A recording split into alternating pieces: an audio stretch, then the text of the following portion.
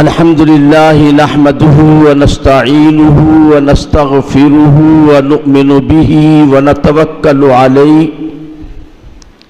ونعوذ بالله من شرور أنفسنا ومن سيئات أعمالنا من يهده الله فلا مضل له ومن يضلله فلا هادي له ونشهد أن لا إله إلا الله وحده لا شريك له ونشهد أن سيدنا وإمامنا وحبيبنا وشفيعنا محمدا عبده ورسوله صلى الله على خير خلقه سيدنا محمد وعلى آله وأصحابه وأزواجه وذرياته وبارك وسلم تسليما كثيرا كثيرا رب اشرح لي صدري ويسر لي أمري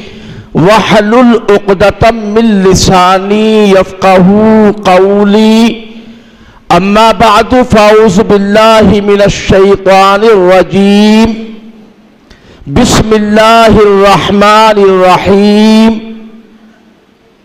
ولا تقولوا لمن يقتل في سبيل الله أموات بل أحياء ولكن لا تشعرون ولنبلونكم بشيء من الخوف والجوع ونقص من الأموال والأنفس والثمرات وبشر الصابرين الذين إذا أصابتهم مصيبة قالوا إنا لله وإنا إليه راجعون صدق الله العلي العظيم.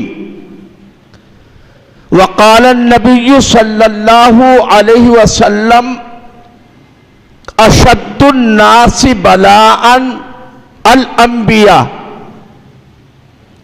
ثم الأمثل فالأمثل او كما قال صلی اللہ علیہ وسلم. اسٹیج پر رونق افروز گرامی قدر حضرات علماء کرام، بزرگان محترم، معزز حاضرین، دینی بھائیوں اور پردہ نشین خواتین اسلام، شہدائے اسلام کے عنوان سے یہ تاریخی خالص دینی جلسے، جن کو ایک مکمل صدی گزر چکی ہے اور دوسری صدی شروع ہو چکی ہے، یہاں پر ان جلسوں میں شرکت کرنے والوں کو خاص طور پر لکھنؤ والوں کو اور عمومی طور پر تمام اہل سنت و جماعت کو اللہ کا شکر ادا کرنا چاہیے کہ اللہ پاک نے ایک ہدایت کا راستہ بتانے والا، صحابہ کرام کے حقیقی مقام اور مرتبے سے واقف کرانے والا، ازواج مطہرات کی دین اسلام میں کیا حیثیت ہے اس کو بتانے والا ایک اپنا نیک بندہ امام اہل سنت مولانا محمد عبد الشکور فاروقی رحمت اللہ علیہ کی شکل میں ہمیں اور آپ کو اللہ پاک نے عطا فرمایا. میں یہ بات بڑی صفائی سے کہنا چاہتا ہوں کہ اگر امام اہل سنت رحمت اللہ علیہ کی محنت علمی تحقیقات اور مدح صحابہ کی تحریک کے سلسلے میں ان کی تگ و دو اگر نہ ہوتی تو آج کم از کم لکھنؤ والے یہاں اس ہاتے میں مولانا عبدالشکور حال میں بیٹھے ہوئے نہ ہوتے. پتہ نہیں یہ کہاں پر اپنا سینہ پیٹتے ہوئے اور اپنی شکلوں پر بھوسا ڈالتے ہوئے نحوست زدہ شکل کے ساتھ میں ہوتے جس کا تصور بھی نہیں کیا جا سکتا. خان وعدہ امام اہل سنت رحمت اللہ علیہ کا ہم پر تمام سنیوں پر یہ بڑا احسان ہے کہ اللہ پاک نے ان حضرات کی وجہ سے آج ہمیں صحابہ کرام رضوان اللہ تعالی علیہم اجمعین کے مقام اور مرتبے سے واقفیت اور اس مقدس جماعت سے محبت اور تعلق عطا فرمایا ہے. ابھی آپ کے سامنے حضرت مولانا عبد الباری صاحب فاروقی دامت برکاتہم، آپ سوچ رہے ہوں گے کہ یہ اونچی آواز محض ایک جذبہ ہے، محض اپنی تقریر کا ایک انداز ہے.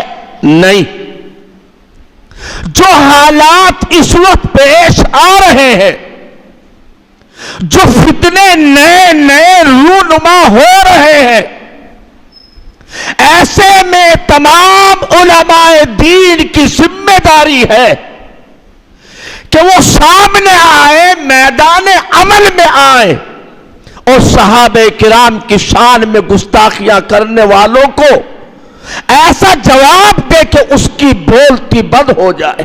آپ کو معلوم ہے ابھی 4-5 دن پہلے، زیادہ وقت نہیں گزرا، ایک صاحب یوٹیوب پر بھی آتے ہیں، دوسرے اور جو سوشل میڈیا کے ذریعے ہیں ان پر بھی آتے ہیں، اور یہ کہتے ہیں کہ اللہ کے رسول صلی اللہ علیہ وسلم نے غدیر خم کے موقع پر اعلان فرمایا تھا، من کنت مولاہ فعلی مولاہ، اور لوگوں کو دھوکہ دینے کے لیے اور اپنا تحقیق کا اثر ان پر ڈالنے کے لیے بہت ساری کتابوں کا نام لے رہے ہیں. بخاری میں بھی حدیث، ترمذی میں بھی حدیث، ابو داؤد میں بھی حدیث، مستدرک میں بھی حدیث، فلاں کتاب میں بھی حدیث. ارے بھیا، حدیث ہونے سے کون انکار کر رہا ہے؟ ہم بھی مانتے ہیں، اور ہمارے یہاں بھی حدیث کی کتابوں میں صرف اور صرف یہ جملہ من کنت مولاہ فعلی مولاہ یہ موجود ہے. لیکن حدیث کا مطلب کیا ہے؟ لوگوں نے کیا مطلب بیان کیا ہے؟ محدثین نے اس کے دل میں کیا کہا ہے؟ وہ صاف فرما رہے کہ اللہ کے رسول نے تو صاف اعلان کر دیا کہ جس کا میں حاکم اس کے علی بھی حاکم، یعنی آپ کی خلافت کا، حضرت علی کی خلافت کا اعلان کر دیا. مگر ایک ٹولہ سقیفہ بنو ساعدہ میں اکٹھا ہوا جو خلافت کا چھیننے والا، جو خلافت پر ڈاکہ ڈالنے والا، انہوں نے حضرت علی رضی اللہ تعالی عنہ سے خلافت کو چھین لیا. اب آپ بتائیے کہ کتنا بڑا حملہ کیا ہے صحابہ کرام پر، صحابہ کرام کی ذوات قدسیہ پر.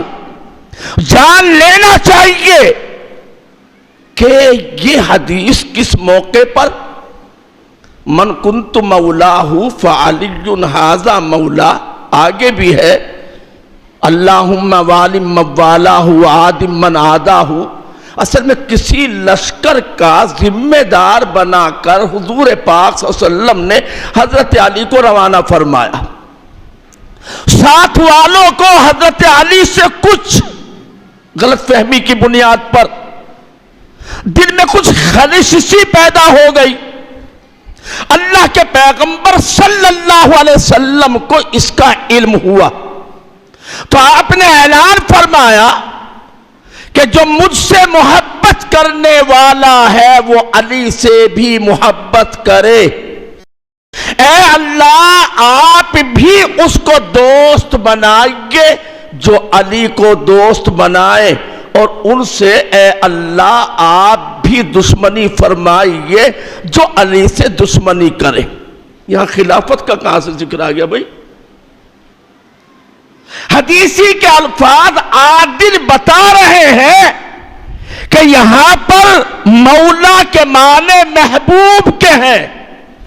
کسی نے بھی مولا کے معنی حاکم کے نہیں لیے۔ اچھا اگر حاکم کے معنی لیتے ہیں، قرآن مجید میں ہے فَإِنَّ اللَّهَ هُوَ مَوْلَاهُ وَجِبْرِيلُ وَصَالِحُ الْمُؤْمِنِينَ کہ اللہ پاک حضور پاک صلی اللہ علیہ وسلم کا حاکم، چلیے ٹھیک، جبریل بھی حضور کے حاکم، ایمان والے مومنین صالحین بھی حضور کے حاکم۔ کیا یہ مطلب ہے؟ ہرگز نہیں، کہیں پر بھی مولا کے معنی حاکم کے، خلیفہ کے، حکمراں کے نہیں۔ اچھا پھر اگر حضور نے اعلان فرما ہی دیا تھا تو پھر کیا ضرورت پڑی تھی مرض وفات میں یہ فرمانے کی کہ کاغذ قلم لاؤ میں کچھ لکھ دوں؟ فاروق اعظم نے جواب دے دیا تھا حسبنا کتاب اللہ۔ اگر حضور وہاں غدیر خم پر اعلان خلافت کا کر چکے تھے تو پھر یہاں پر لکھنے کی بات کہاں سے ضرورت ہی نہیں تھی۔ اس طرح لوگ ورغلا رہے ہیں صحابہ کرام کی شان میں، اور بات کیا ہے جو حضرت امام اہل سنت مولانا عبدالشکور فاروقی رحمت اللہ علیہ نے لکھی کہ ان لوگوں کو اصلاً دشمنی صحابہ سے نہیں ہے۔ ابو بکر نے کیا بگاڑا ان کا؟ فاروق اعظم نے کیا بگاڑا کسی کا؟ عثمان غنی نے کیا چھینا کسی سے؟ حضرت علی مرتضیٰ نے کہاں کسی کے خلاف کوئی بات کی؟ بات در اصل یہ ہے کہ اصلاً دشمنی ان کو قرآن سے ہے، اور چونکہ صحابہ ناقلین قرآن ہے، راویان دین متین ہیں، سب سے پہلے قرآن کے سننے والے ہیں۔ حضرت معاویہ رضی اللہ تعالیٰ جانتے ہو کون ہے؟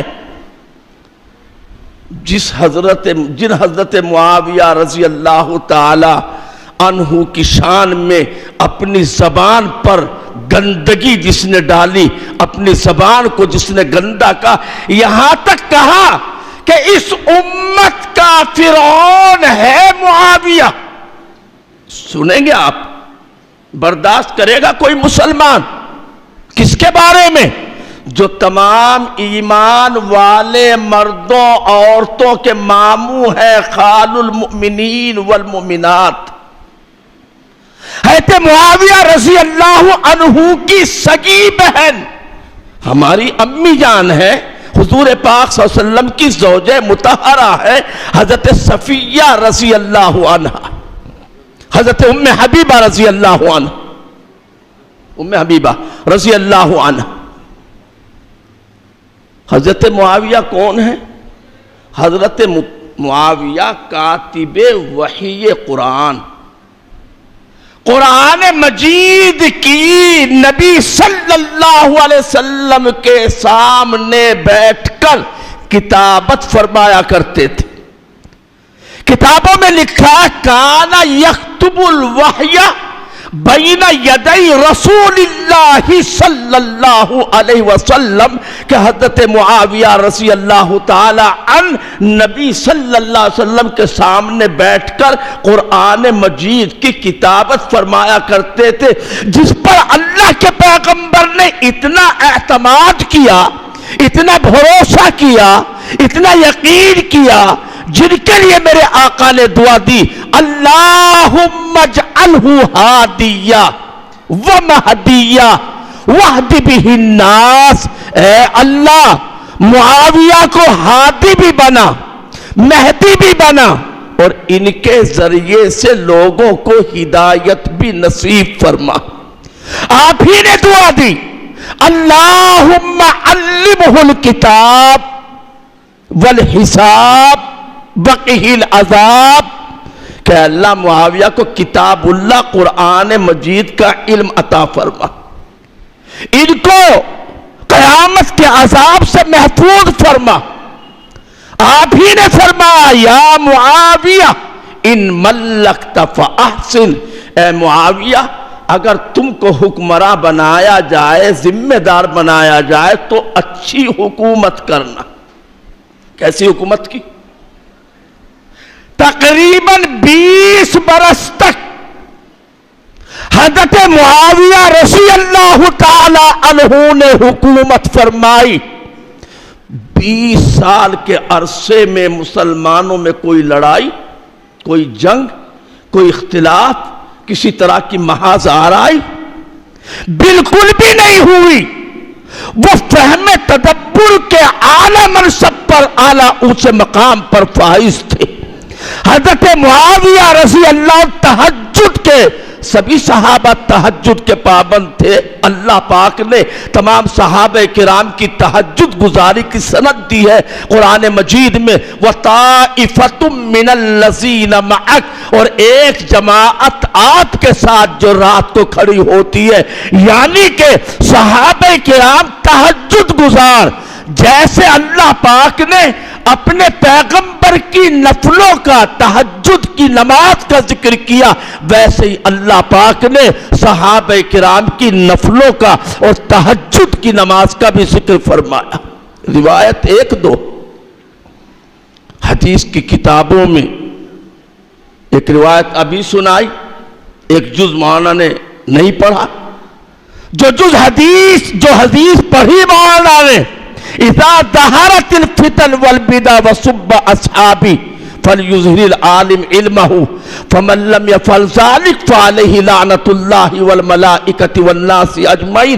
آگے یہ بھی لفظ ہے ولا یقبل اللہ صرفا ولا عدلا۔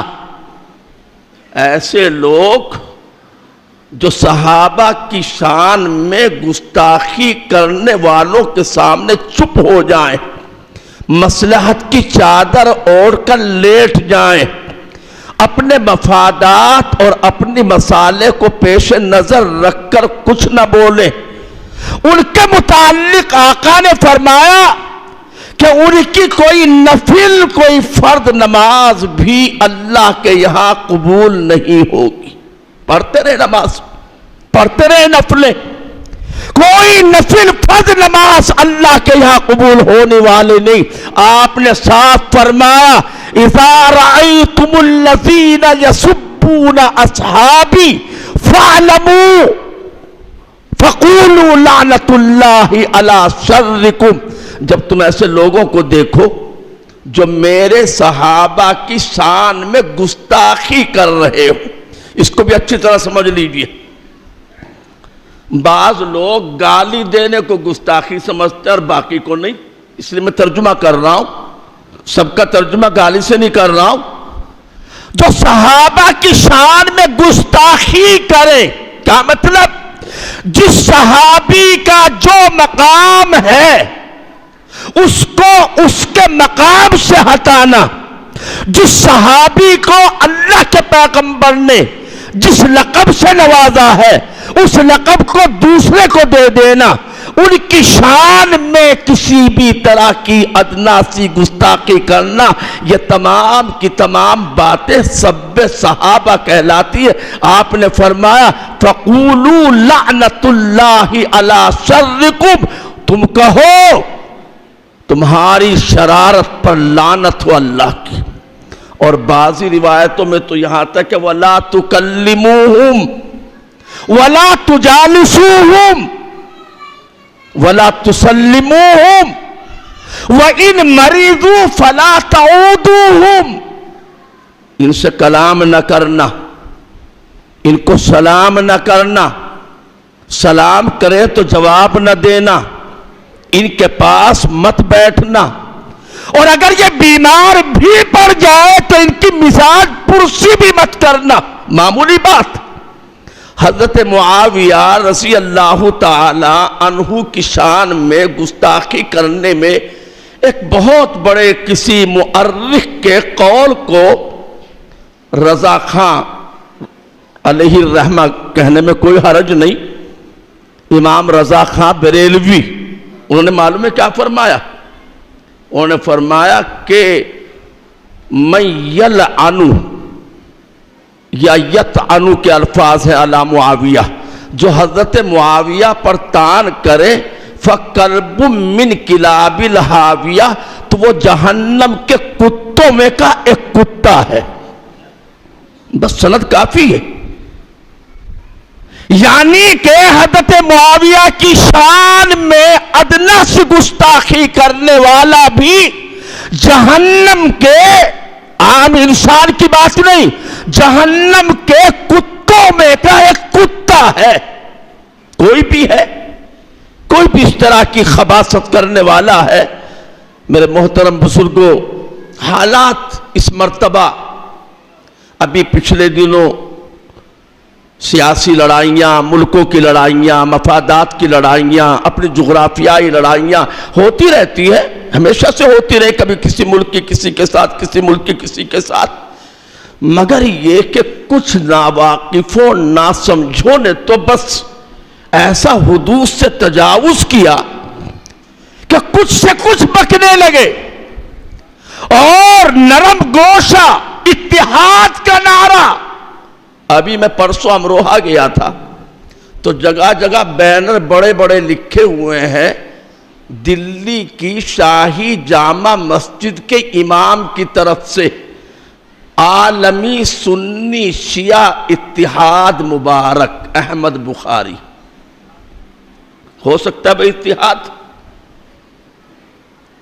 اتحاد کے لیے کوئی نقطہ اتحاد تو چاہیے۔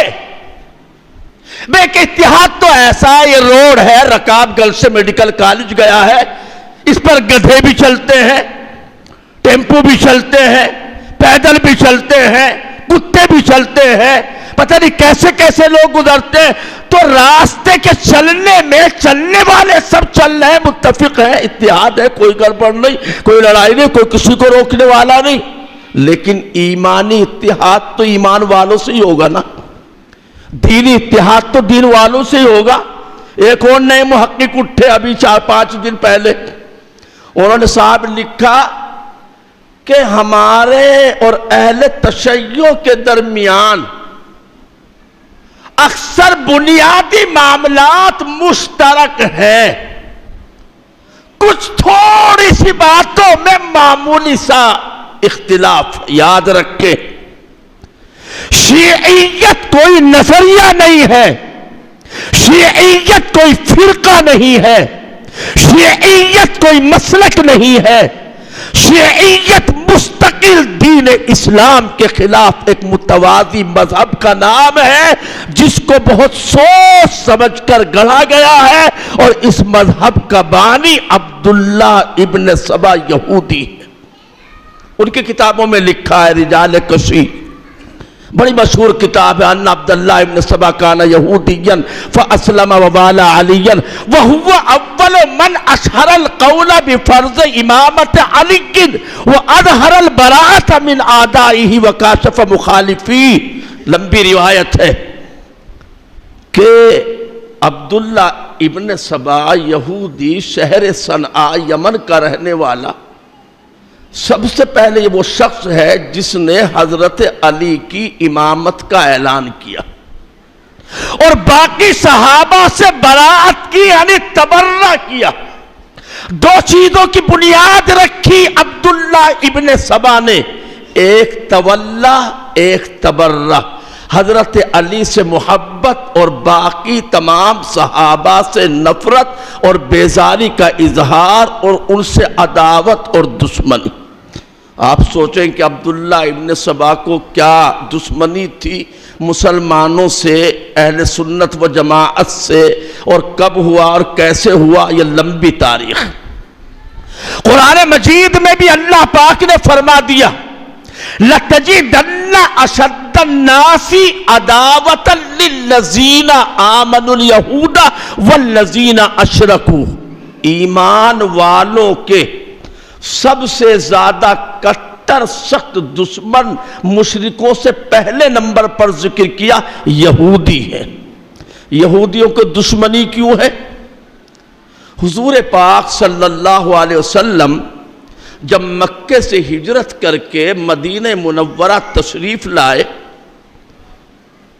اور آپ نے مدینے کے آس پاس رہنے والے یہودیوں کے قبیلے بنو نذیر، بنو قریظہ، بنو قینقاع، یہ 3 بڑے قبیلے تھے، ان سے ایک معاہدہ آپ نے فرمایا کہ اگر ہمارے خلاف کوئی باہر سے آئے گا تو تم اس کا ساتھ نہیں دو گے، تمہارے خلاف باہر سے کوئی حملہ کرے گا تو ہم اس کا ساتھ نہیں دیں گے۔ اس طرح کی کچھ باتیں آپ نے طے فرمائی۔ اس سے پہلے حال یہ تھا مدینے والوں کا، مدینے میں 2 قبیلے تھے، ایک قبیلہ اوس اور ایک قبیلہ خزرج۔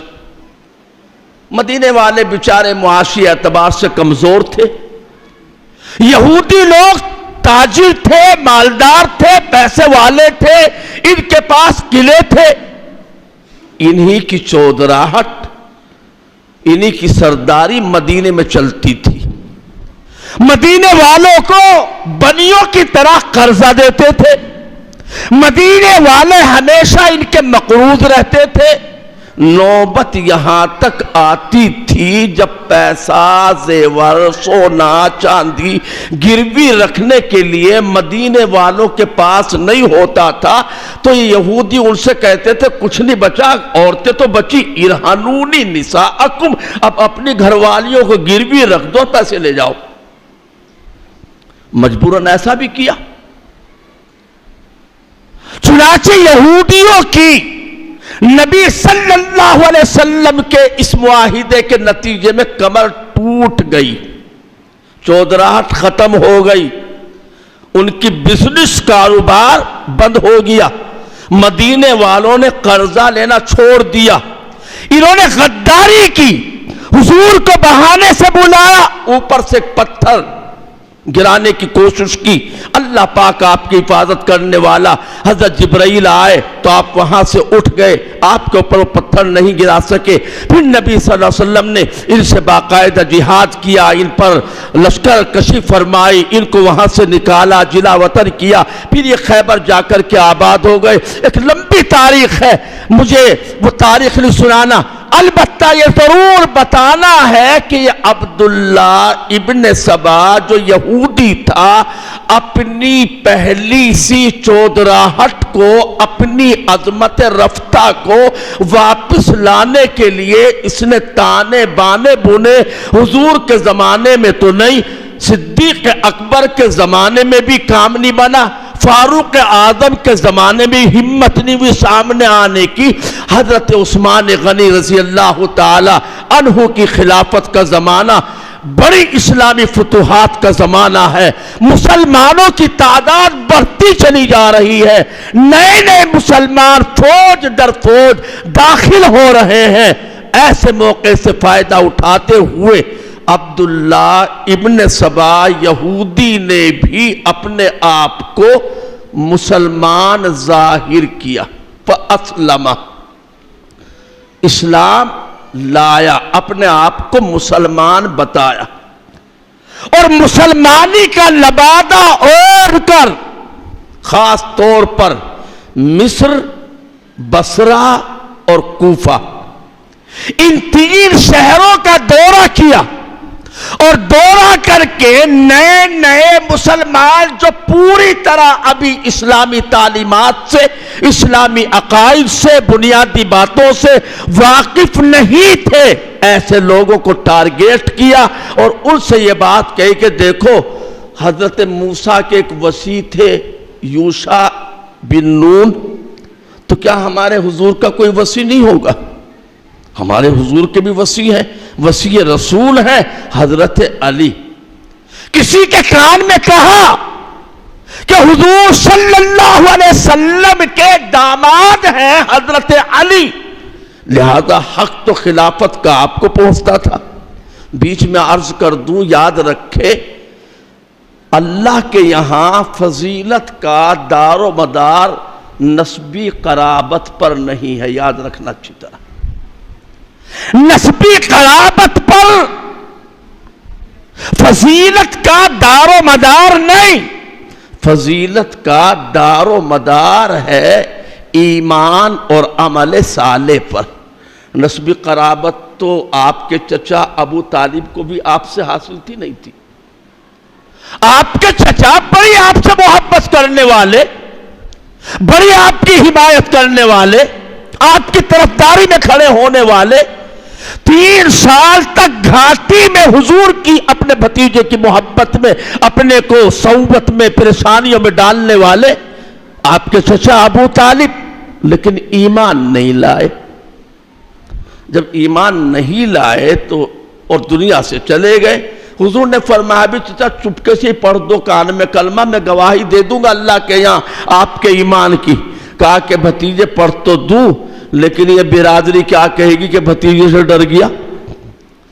یہ برادری کا ہے، سرداری کا بت سامنے کھڑا رہا، ابو طالب ایمان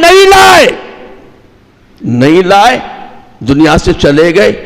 تو حضور نے فرمایا کہ میں اپنے چچا کے لیے، ان کے مجھ پر بڑے احسانات ہیں، میں ان کے لیے مغفرت کی دعا اللہ سے مانگوں گا۔ چنانچہ استغفار کی دعا شروع کر دی۔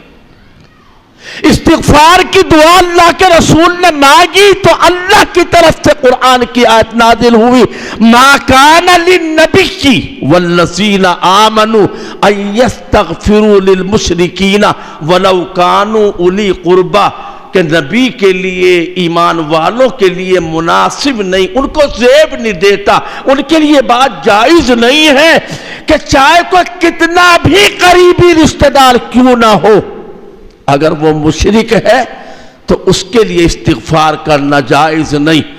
نبی نے فرمایا تھا کہ معلم انہا ان، جب تک مجھے روک نہ دیا جائے گا تب تک دعا مانگتا رہوں گا، استغفار کرتا رہوں گا۔ اللہ پاک نے روک دیا تو آپ رک گئے۔ تو پوچھنے والوں نے پوچھا اللہ کے پیغمبر، کیا آپ کی اتنے دنوں کی مانگی دعا بے اثر رہ جائے گی؟ اس کا کوئی اثر نہیں ہوگا؟ کہا کہ نہیں، میری دعا بے اثر نہیں جائے گی۔ اللہ پاک نے میرے چچا کو بڑے عذاب سے بچا کر چھوٹے عذاب میں ڈال دیا، اور فرمایا وہ چھوٹا عذاب یہ ہے کہ ان کے پیروں میں جہنم کے آگ کے جوتے پہنا دیے گئے، جس کی وجہ سے ان کے سر میں بھیجا اس طرح کھول رہا ہے جیسے چولہے پہ رکھی ہانڈی میں پانی میں ابال آتا ہے۔ یہ سب سے کمتر جہنم کا عذاب ہے جو میرے چچا کو دیا گیا ہے۔ اگر قرابت داری اہلیت کی دلیل ہوتی، فضیلت کا دار و مدار ہوتا، آج اہل بیت کا نعرہ لگتا ہے نا، اہل بیت آل رسول آل رسول، اور اللہ کے بندے تو سمجھو آل رسول ہیں کون ہے بھئی آل رسول؟ کچھ لوگ کہتے ہیں ہم آل رسول ہیں، سمجھنے کی بات ہے آل رسول تمام نبی صلی اللہ علیہ وسلم کے پیروکار آل رسول ہیں۔ جو بھی آپ کی پیروی کرنے والا، جو بھی آپ کے بتائے راستے پر چلنے والا، پوری امت کے مومنین صالحین متبعین آل رسول ہیں۔ یہ بات کیوں کہہ رہا ہوں میں؟ کچھ لوگ یہ کہتے ہیں کہ دیکھو درود شریف پڑھتے ہو نا، نماز میں پڑھی جاتی ہے، درود شریف میں اللہم صلی علی محمد وعلی آل محمد کما صلیت علی ابراہیم، درود شریف میں آل محمد پر تو درود شریف بھیجا گیا، اللہم صلی علی محمد وعلی آل وعلی اصحاب محمد تو ہے نہیں، تو اس کا مطلب آل محمد زیادہ فضیلت والے ہوئے۔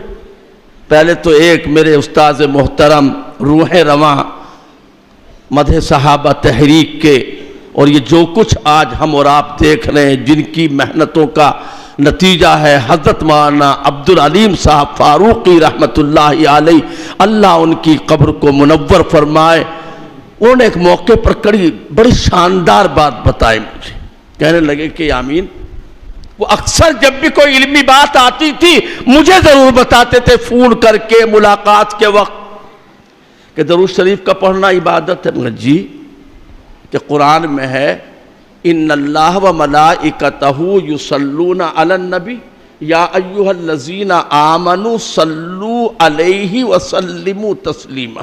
غور سے سنیے گا، علمی بات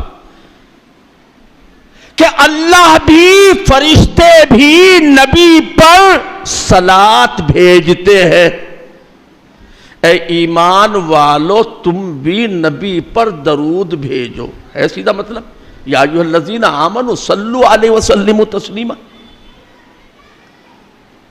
لیکن جس نبی پر فرشتے بھی، اللہ بھی اور تمام ایمان والے بھی صلاۃ بھیجتے ہیں، وہ نبی کس کو صلاۃ بھیجتا ہے؟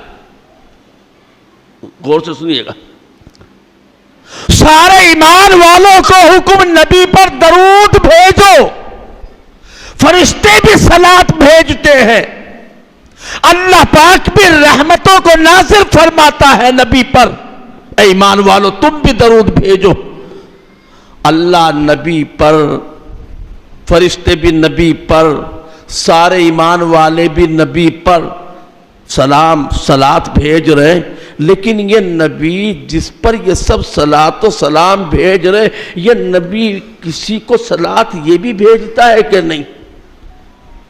آپ نے مجھے بتایا کہ ہاں قرآن پڑھو یامین، فرمایا کہ اللہ پاک نے قرآن میں فرمایا وَصَلِّ عَلَيْهِمْ إِنَّ صَلَاتَكَ سَكَنٌ لَهُمْ، کہ اے پیغمبر آپ ان صحابہ پر درود بھیجو۔ سن لو، اے پیغمبر صلی علیہم، آپ ان پر صلاۃ بھیجو، تو ان صلاتک سکن لہم، کیونکہ آپ کے صلاۃ بھیجنے سے ان کو سکون ملتا ہے۔ یہ ہے صحابہ کا مقام، جس پر سب صلاۃ بھیجے وہ ذات اس کو صلاۃ بھیجے جو مجمع الصلاۃ ہے، اس کو حکم ہے کہ آپ صحابہ پر صلاۃ بھیجیے۔ تو خیر یہ بات درمیان میں آ گئی، میں بتا رہا تھا کہ آل محمد سے مراد صرف وہ نہیں ہے جن کو لوگ سمجھتے ہیں۔ اگر آل محمد سے مراد گھر والے ہی ہیں، بیٹا بیٹی نواسے نواسیاں، تو پھر مجھے بتاؤ قرآن میں ہے وَأَغْرَقْنَا آلَ فِرْعَوْنَ، قرآن میں ہے نا، حافظ تو ہوں گے یہاں ماشاءاللہ، کہ ہم نے آل فرعون کو بحر قلزم میں ڈبو دیا، غرق کر دیا۔ وَأَغْرَقْنَا آلَ فِرْعَوْنَ، فرعون کا کون سا نواسا تھا بھئی وہاں؟ فرعون کے تو اولاد تھی ہی نہیں، بے اولاد تھا فرعون تو، پھر کن کو اللہ پاک نے آل فرعون کا؟ ارے آل فرعون اللہ پاک نے ان کو کہا جو فرعون کی راہ پر، فرعون کے راستے پر چلنے والے تھے۔ ویسے آل محمد کا مطلب ہے جو پیروان محمد ہیں، نبی صلی اللہ علیہ وسلم کی پیروی اور اتباع کرنے والے ہیں، اور وہ تمام مومنین صالحین پوری امت کے ایمان والے آل محمد۔ فرعون کا بیٹا نہیں، حضرت نوح علیہ السلام کا بیٹا کیا نام تھا بھئی؟ کنعان۔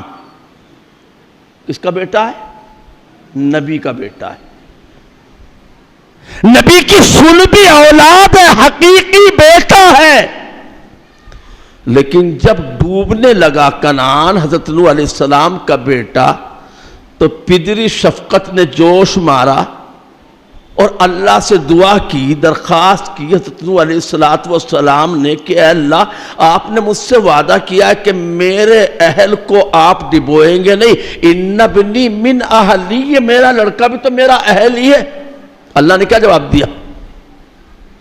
اللہ نے جواب دیا انہو لیس من اہلک انہو عمل غیر صالح، یہ تمہارا اہل نہیں ہے، اس لیے کہ یہ بد عمل ہے، اس کے کام نیک نہیں ہے۔ تو فضیلت کا دار و مدار اگر نسبی قرابت پر ہوتا تو پھر تو حضرت عثمان کو زیادہ نسبی قرابت حاصل تھی، اس لیے کہ آپ دوہرے داماد ہیں، دو نبی کی بیٹیاں آپ کے نکاح میں یکے بعد دیگرے آئی۔ ذوالنورین اسی لیے کہا جاتا ہے، ان کو خلیفہ بننا چاہیے تھا سب سے پہلے۔ ان کے بعد حضرت علی، بڑی فضیلت حضرت عثمان سے بھی زیادہ، اس اعتبار سے، نسبی اعتبار سے کہ وہ داماد بھی ہیں، چچا زاد بھائی بھی ہیں، اور حضرات حسنین کو رضی اللہ عنہما، ان کو تو اور زیادہ نسبی قرابت حاصل ہے، وہ تو نواسے ہیں، بیٹی کا ٹکڑا ہے، اپنے جگر کا ٹکڑا ہے۔ لیکن اس نسبت پر، نسبی قرابت پر اگر فضیلت ہوتی تو اس امت میں سب سے بڑی فضیلت والے حضرات حسنین ہوتے، پھر حضرت علی ہوتے، پھر حضرت عثمان ہوتے، لیکن ایسا نہیں۔ ایمان اور عمل صالح کی بنیاد پر صدیق اکبر رضی اللہ عنہ ہوا سید الصحابہ، وہ تمام صحابہ کے سردار ہیں، ہوا امام الصحابہ، وہ تمام صحابہ کے پیشوا ہیں۔ اور ہاں وقت زیادہ ہو رہا ہے لیکن بتاتا چلوں، بعض لوگ یہ سمجھتے ہیں کہ حضرت ابو بکر کی فضیلت ان کے خلیفہ بلا فصل ہونے کی وجہ سے ہے، چونکہ آپ جانشین پیغمبر ہیں، اس لیے تمام صحابہ کے امام ہیں، سب سے پہلے خلیفہ راشد ہے، اس لیے آپ جو ہے تمام صحابہ کے سردار ہیں، افضل ہیں۔ نہیں، سن لو، اگر خلیفہ نبی بنایا جاتا صدیق اکبر کو تو بھی سب سے بڑے فضیلت والے امام الصحابہ صدیق اکبر ہی ہوتے۔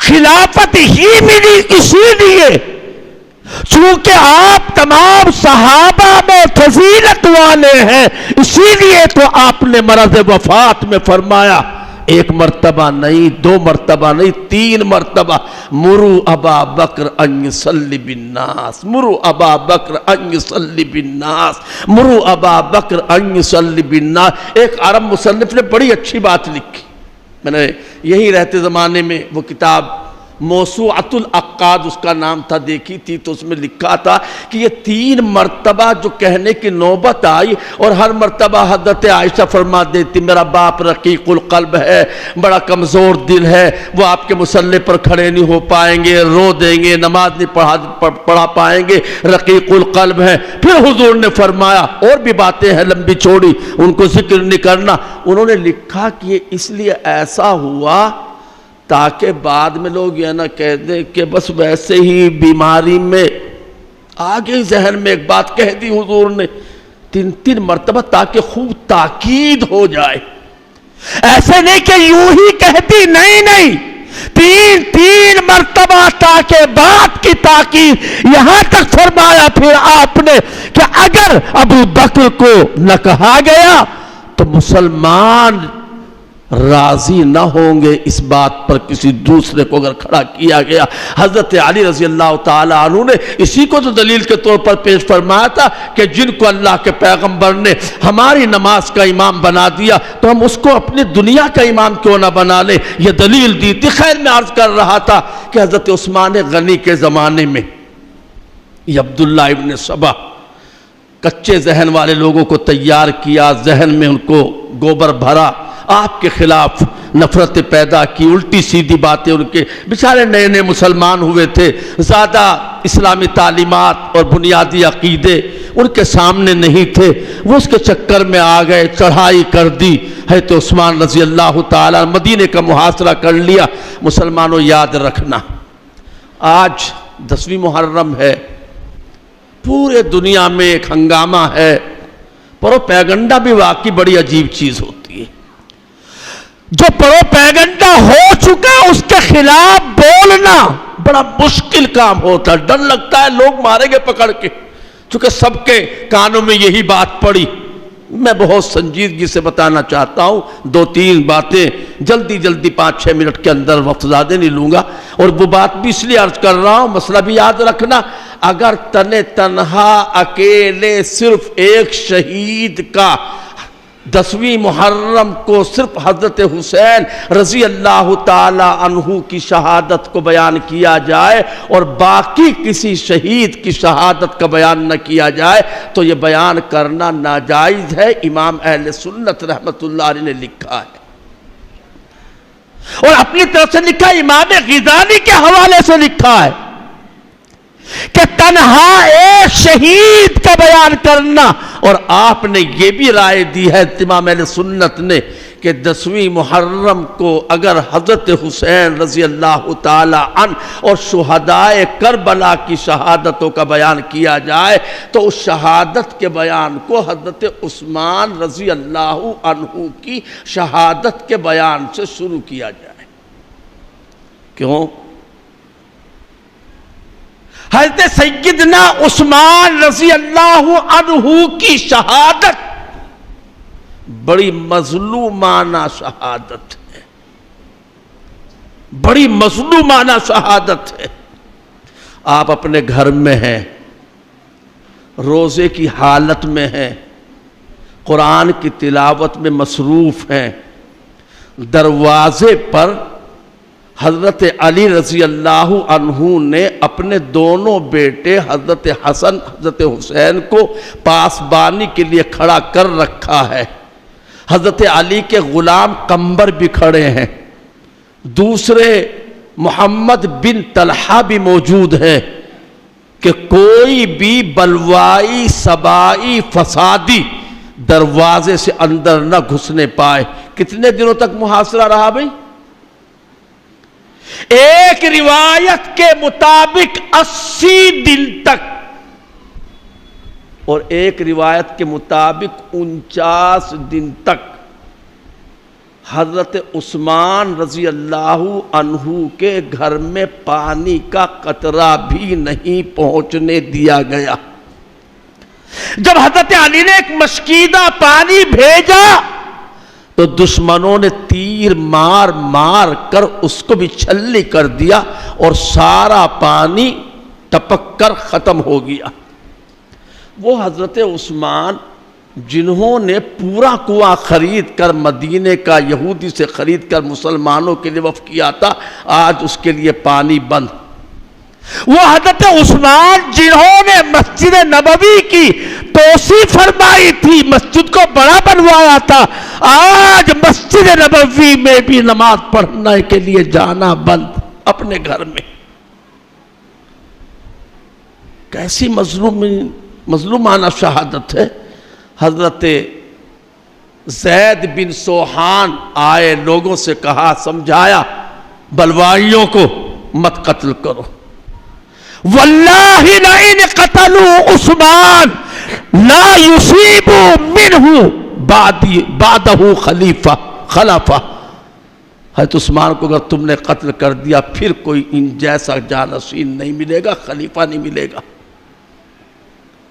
حضرت علی نے بھی چاہا، شرح عقائد کی شرح ہے ایک نبراس، اس میں لکھا ہے فَأَرَادَ عَلِيٌّ وَالزُّبَيْرُ أَن يُقَاتِلُوهُمْ فَنَهَاهُمْ عثمان وَقَالَ مَا لِي أَدْعُوكُمْ إِلَى النَّجَاةِ وَتَدْعُونَنِي إِلَى النَّارِ۔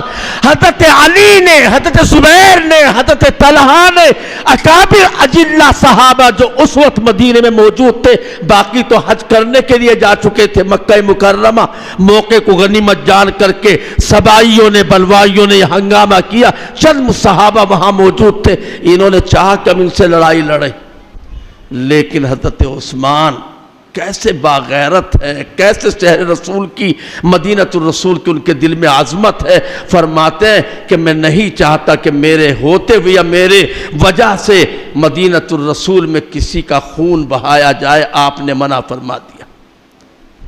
آپ آئے بالا خانے پر تقریر کی، فرمایا سنو، واللہ لئن قتلتمونی لا تحابون بعدی ولا تقاتلون بعدی جمیعا عدوا ابدا۔ اے لوگو مجھے قتل نہ کرو، اگر تم نے مجھے قتل کر دیا تو پھر تمہارے درمیان محبت باقی نہ رہے گی. تم ایک ساتھ مل کر دشمن سے لڑائی نہیں لڑ سکو گے. اور یہی ہوا. آپ کی شہادت کے بعد حضرت حسن رضی اللہ عنہ نے خواب دیکھا. خواب میں دیکھا کہ اللہ کا عرش ہے، پایا پکڑے حضور کھڑے ہوئے ہیں، پایا پکڑے صدیق اکبر کھڑے ہوئے ہیں، پایا پکڑے حضرت عمر رضی اللہ عنہ اللہ کے عرش کے پایا تھامے ہوئے کھڑے. ایسی حالت میں حضرت عثمان رضی اللہ عنہ اپنا کٹا ہوا سر اپنے ہاتھوں پر رکھ کر کے لاتے ہیں اور یوں فرما رہے ہیں کہ اے اللہ، اللہم صل عبادک فیما قتلتمونی، اے اللہ اپنے ان بندوں سے پوچھ انہوں نے مجھے کس جرم میں قتل کیا ہے. تو اللہ کی طرف سے 2 خون کے پرنالے بہا دیے گئے. یہ خواب حضرت علی کے سامنے پیش کیا گیا. حضرت علی نے فرمایا کہ بالکل اب تو یہ خون کے پرنالے بہہ کر کے رہیں گے. چنانچہ وہ 2 پرنالے جنگ جمل اور جنگ صفین کی شکل میں بہے اور یہ سلسلہ آگے تک چلتا چلتا حضرت سیدنا، یہ سب ایک ہی کھیپ کے کھاپ کے جماعت کے گروہ کے لوگ ہیں. حضرت علی رضی اللہ عنہ کو فجر کی نماز جب پڑھنے جا رہے ہیں اس وقت میں تلوار سے حملہ کیا ہے عبد الرحمن بن ملجم برادی خارجی نے. تو آپ نے فرمایا فزت ورب الکعبہ، رب کعبہ کی قسم میں کامیاب ہو گیا. جو وہ تھے وہی یہ تھے حضرت عثمان کو شہید کرنے والے. اسلام کی ترقی ان کی آنکھوں میں کانٹا بن کے چبھ رہی تھی. یہی تھے جنہوں نے دیکھا تھا حضرت عثمان کی پاسبانی کرتے ہوئے حضرت حسن و حضرت حسین کو. اچھا تم بھی ہو یہاں، تم سے بھی نمٹیں گے میاں کسی دن. چنانچہ حضرت حسین رضی اللہ تعالی عنہ کو کوفہ کس نے بلایا؟ بھائی بات لمبی ہو جائے گی، میں ایک سیدھی سی بات کہنا چاہتا ہوں. مولانا عبد الباری صاحب بار بار دیکھ رہے ہیں ادھر کو، پہ ختم کر رہا ہوں. ایک بات بتا دوں مجھے بالکل سیدھی سی. اگر کوئی کسی سے لڑنے کے لیے جاتا ہے تو کیا دودھ پیتے بچے کو بھی لڑائی کے میدان میں ساتھ لے کے جائے گا؟ بھائی گھر کی عورتوں کو، چھوٹے چھوٹے بچوں کو جائے گا لے کے؟ نہیں جائے گا نا. آپ تو اپنے گھر کے 72 افراد، اپنے چھوٹے دودھ پیتے شیرخوار بچے علی اصغر، آپ لڑنے کے لیے نہیں جا رہے کسی سے. آپ کو تو کوفے والوں نے بلایا کہ ہمارے یہاں کھجوریں پک رہی ہیں، ماحول بڑا اچھا ہے، آب و ہوا بڑی شاندار ہے اور بڑے مزے کا موسم ہو رہا ہے، آپ تشریف لائیں گے. پھر ہم تو آپ کے باپ کے، چونکہ حضرت علی کا دارالخلافہ کوفہ ہی تھا، ہم تو ماننے والے، ہم تو آپ ہی کو سمجھتے، جو کچھ سمجھتے کسی کو کچھ سمجھتے. ان کے بلانے پہ گئے اور انہوں نے پھر غداری کی. ایک تاریخ ہے اور ایک لمبا سلسلہ ہے، وقت زیادہ ہو چکا ہے. تو بہر کیف میں اتنا عرض کرنا چاہتا ہوں، قرآن مجید کی میں نے آیت پڑھی تھی کہ اللہ کے راستے میں شہید ہونے والے، شہادت ایک درجہ ہے ان کا جن پر اللہ نے انعام کیا. اولئک الذین انعم اللہ علیہم من النبیین والصدیقین والشہداء والصالحین. 4 درجے ہیں، ان میں سے ایک درجہ شہادت کے بھی ہے. اور شہادت مطلوب و مقصود مومن، نہ مال غنیمت نہ کشور کشائی. ہمیں تمام شہداء اسلام کو یاد رکھنا ہے، سب کے لیے دعا کرنی ہے. اللہ تعالیٰ سب کی شہادتوں کو قبول فرما کر اپنے یہاں ان کو اونچے درجے عطا فرمائے. اور اللہ تعالیٰ اس خانوادے کو، خانوادہ امام اہل سنت کو، صحابہ کرام کا پرچم لے کر کے پورے ملک میں ان کو جانے کی توفیق اور ہمت اور طاقت نصیب فرمائے. آمین. وآخر دعوانا الحمدللہ رب العالمین. ماشاءاللہ.